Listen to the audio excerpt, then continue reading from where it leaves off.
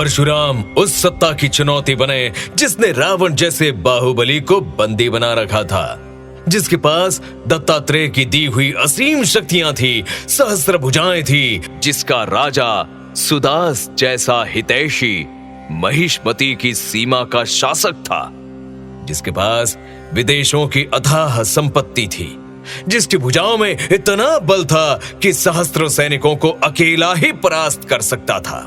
पर परशुराम का नाम सुनते ही वो चिंतित हो जाता।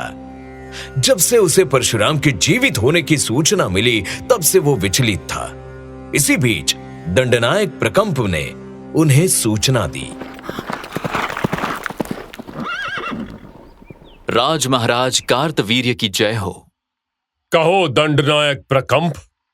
क्षमा करें महाराज, सूचना मिली है कि आर्यावर्त के ऋषि महर्षि महिष्मति में इकट्ठा हो रहे हैं। क्यों? उनका उद्देश्य क्या है? मेरा अनुमान है कि वे ऋषि परंपरा पुनः स्थापित करना चाहते हैं, वो परंपराएं जिन्हें राजवंश समर्थन नहीं करता।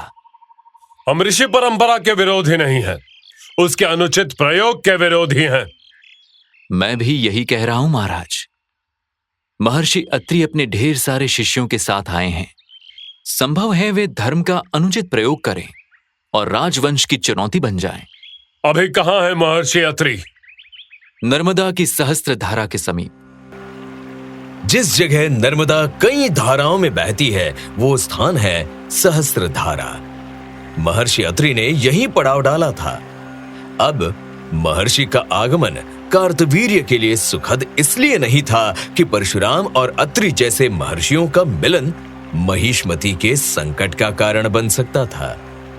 कार्तवीर्य नहीं चाहते थे कि वे ऋषि महर्षि इतने बलीन हो जाएं कि सत्ता की समस्या बन जाएं।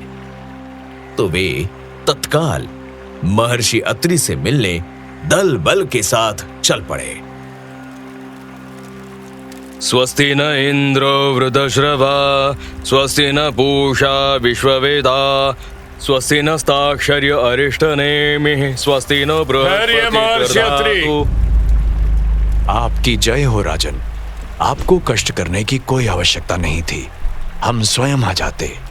हमसे मिलने की कोई आवश्यकता नहीं महर्षि। हम ये जानने आए हैं कि अगस्त्य ऋषि आश्रम छोड़ने की सूचना मिलने के बाद भी आप यहाँ कैसे आए? साहस कैसे हुआ हमारे क्षेत्र में आने का? राजन, ऋषि श्रेष्ठ ऋषि का आश्रम वीरान पड़ा है। उनकी दी गई शिक्षाएं धूमिल पड़ती जा रही हैं। वैदिक ज्ञान का अभाव होता जा रहा है। हमने विचार किया कि हम उसी आश्रम को पुनर्जीवित करेंगे और यज्ञ अनुष्ठान का आरंभ करेंगे। आपको यह निर्णय लेने का कोई अधिकार नहीं है महर्षि। यह निर्णय केवल महिष्मति सम्राट ले सकता है। आपको अपना निर्णय बदलना होगा। किंतु हम महाराज से कोई याचना नहीं करेंगे। हमें आपकी सहायता की कोई आवश्यकता नहीं है। भोजन और सुरक्षा का प्रबंध कौन करेगा? हम यहीं रहेंगे सम्राट। हमारे पिताजी यहीं चातुर्मास करेंगे। आप हमारा निर्णय नहीं बदल सकते। तुम कौन हो युवक? तुम्हें तनिक भी भय नहीं है? मैं महर्षि अत्रि पुत्र दुर्वासा हूँ। मुझे किसी सम्राट से भय नहीं है। भय उसे होता है जो छल छदम और अधर्म के मार्ग पर चलता है। सत्य के मार्ग में कोई भय नहीं होता।